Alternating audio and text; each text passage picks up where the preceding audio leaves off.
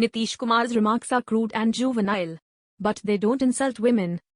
Nitish Kumar was making an important point about women's autonomy in decisions about reproduction. The idea that anything related to sex insults mothers and sisters is rooted in patriarchy.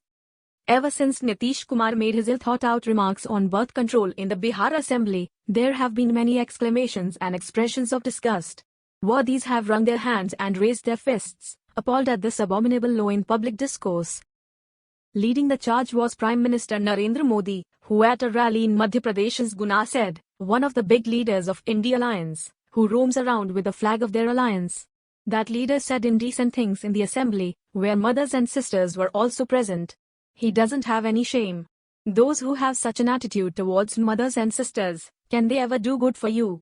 How low will you stoop? And you are humiliating the country in the world. My mothers and sisters, I will not back down and will do whatever possible for your respect. The same rhetoric, about the Bihar CM disrespecting women, more specifically, mothers and sisters, has been repeated by many BJP leaders. But here's the thing, while what Nitish said is undoubtedly crude and graphic, it in no way insults women. The idea that anything related to sex insults mothers and sisters is rooted in patriarchy. When considering a vulgar remark, the context in which it was uttered is important. Nitish was speaking about the relative autonomy over reproduction that educated women have, and it is an important and valid point.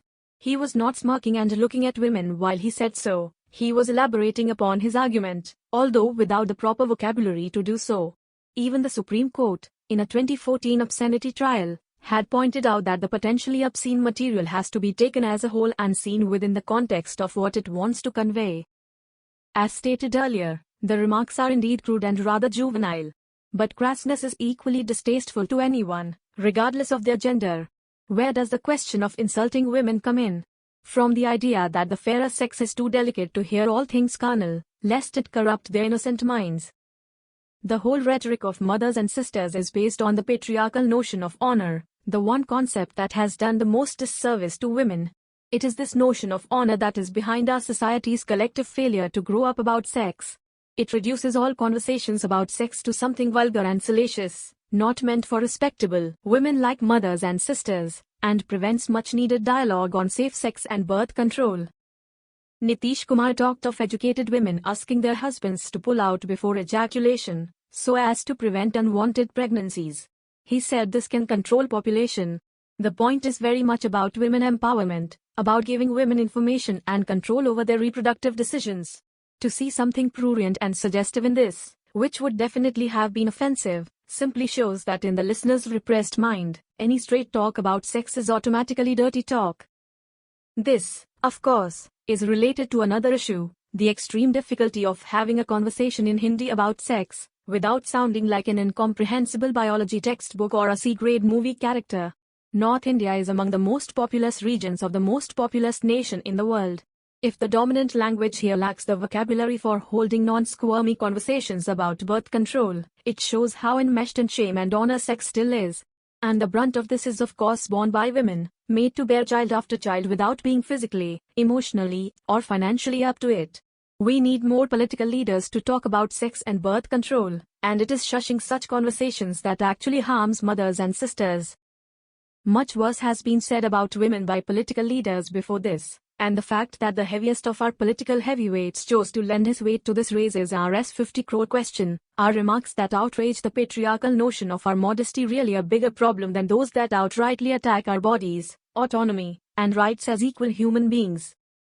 This is not to say Nitish Kumar deserves no blame at all.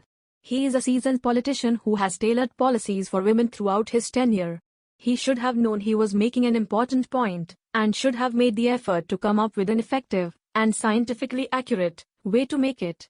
His words, his laughter, and silly hand gestures have deflected attention to something else altogether, and the row will possibly prevent other politicians from raising similar issues. Amid the massive backlash, the Bihar CM has apologized with folded hands. The only saving grace is he did not direct his apology to mothers and sisters alone. Mothers and sisters, listen. Those who scolding Nitish Kumar don't know what they are saying. Forgive him. He just released a user's guide for sex. It is not just for India friends, but NDA can use it. All ladies can use it. Whole mankind can use it. Just appreciate.